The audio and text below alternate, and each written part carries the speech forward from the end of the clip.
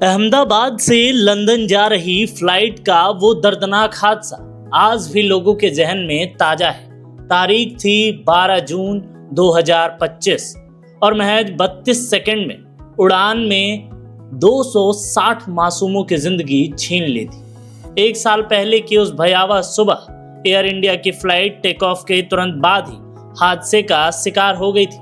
परिवार की हंसती खेलती जिंदगियां पल भर में उजड़ गई थी।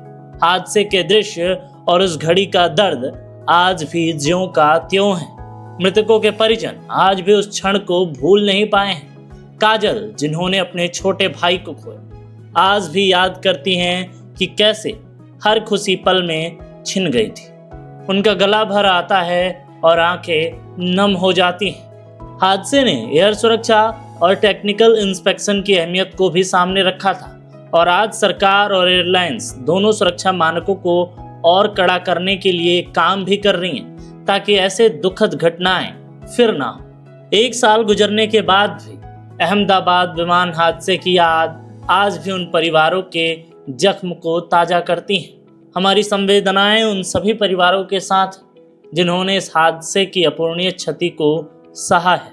हाँ, तो मैं पास में ही रहती थी मेघान नगर में, और जैसे ही विमान आया तो वह विमान वो हॉस्टल के अंदर घुसा और क्रैश हुआ।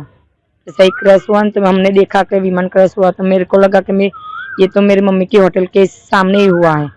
जब मैंने फ़ोन किया मेरी बहन को, मेरे नानी को मैंने फ़ोन पे बात की। मेरे को नानी, तू होटल पे जाके देख, विमान वहाँ पे गिरा है, वो विमान वहाँ पे क्रैश हुआ है, तो हमें वहाँ पे जाके देख मम्मी की और आकाश की क्या हालत हुई, वो जाके देख। बस उसके बाद मैंने फ़ोन रख दिया।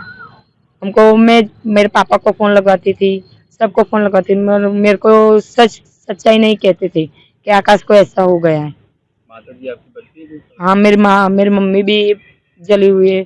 जब मेरी मम्मी को पता चला कि जैसे ही विमान क्रैश हुआ तो ऐसे भागी और सामने की ओर मेरी मम्मी चली और वहाँ पे गई तो आकाश वहाँ पे सोया था, मगर मेरी मम्मी उसको बचाने गई, मगर मेरी मम्मी जैसे आग का धुआं है तो मेरी मम्मी पीछे पड़ गई और आकाश को बचा नहीं पाई।